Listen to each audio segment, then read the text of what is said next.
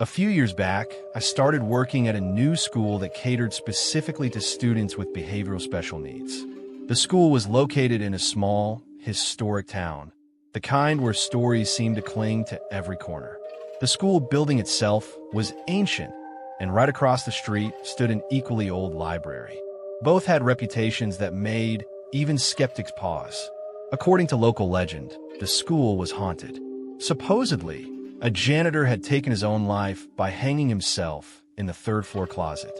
Then there were the stories of 3 young girls who allegedly jumped to their deaths from the same floor.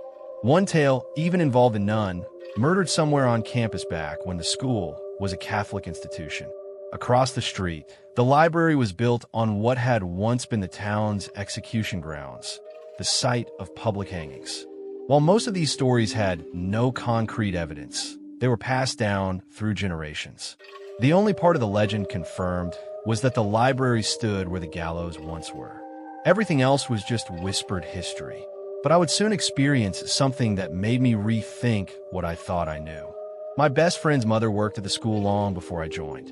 She often shared little oddities she'd witnessed. One recurring incident she described was the janitor's closet light. Every evening, they made a point of shutting off all the lights before leaving. But by morning, the third-floor closet light would be on again, the same closet where the janitor had reportedly hanged himself. She also mentioned that she liked to take walks around the campus after work. Usually, she didn't encounter anything strange. But one evening, shortly after clocking out, she noticed a figure in the tree limbs surrounding the back of the school. As she got closer, she saw what looked like a woman wearing a nun's habit. The face wasn't visible, but the outline and attire were unmistakable. She quickly returned to her car and never saw the figure again.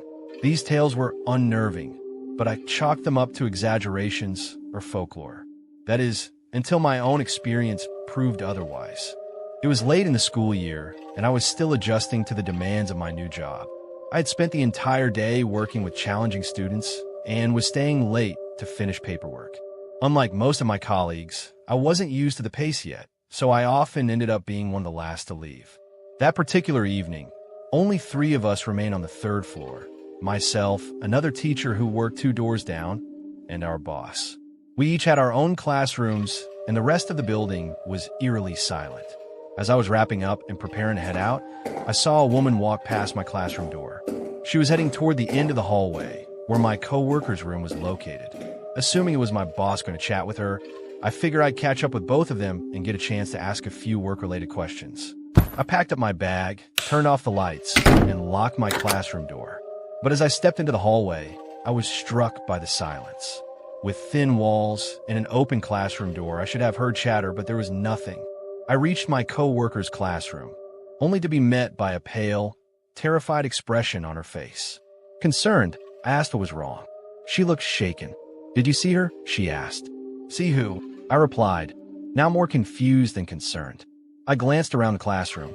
No unfamiliar faces. No boss either. She stepped into the hallway with me and pointed toward the window at the end. "That girl." She walked past my room. I thought she was a student who had gotten lost. But when I came out to look, she walked straight through that window. My jaw dropped. I ran to the window and tried to open it.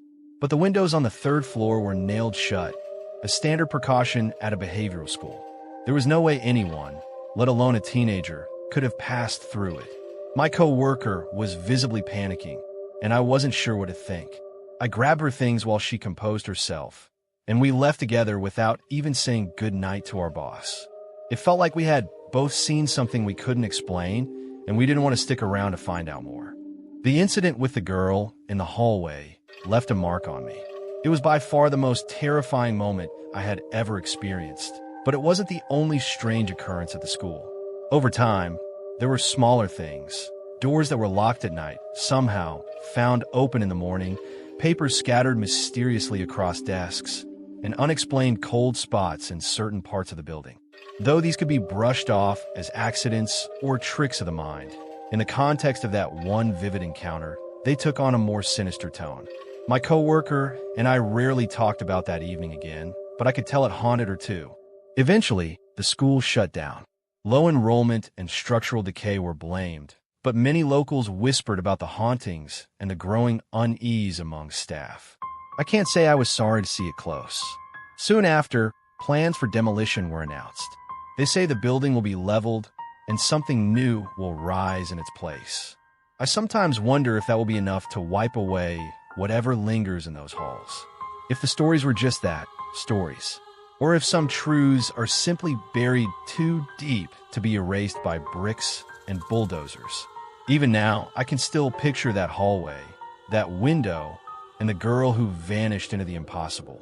And every time I think of that school, I remember the silence that followed, too deep, too hollow, in the sense that we had all been watched.